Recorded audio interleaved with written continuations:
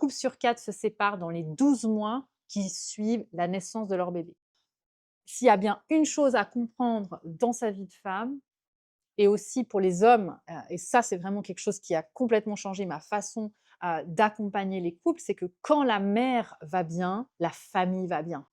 Pour que la mère aille bien, il faut déjà qu'elle ait eu une expérience, de la maternité et notamment de l'accouchement qui soit alignée avec ses valeurs. Ou en réalité qu'elle ait compris ce qui se passe, qu'elle sente qu'elle est actrice de ce moment-là. Et pour arriver là, comme je le dis souvent, eh bien, c'est un investissement sur un chemin,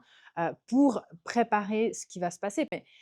en fait, on ne nous apprend absolument pas ce qu'est la physiologie de la naissance parce qu'il y a un fossé, gigantesque entre ce que les professionnels apprennent pendant leurs études et ce dont on a besoin pour accoucher de façon sécuritaire et surtout, on va dire relativement vite. La personne qui va nous préparer à la naissance, aujourd'hui, on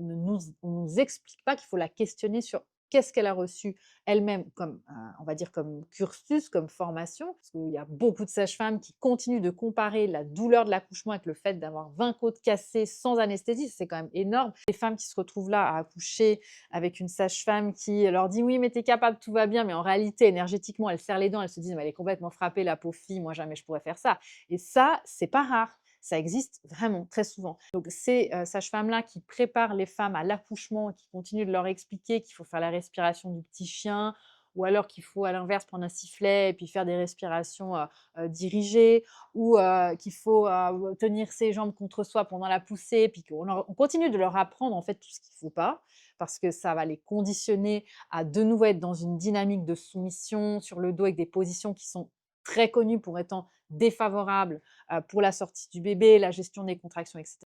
et dans ce contexte-là, les couples suivent le chemin qui est devant eux, sans savoir qu'en fait, c'est ce chemin-là qui va tout droit, les emmener sur l'effet toboggan. Et moi, mon rôle là-dedans, c'est de continuer d'encourager les couples à investir en eux parce que ce moment-là va conditionner la façon dont le couple va évoluer.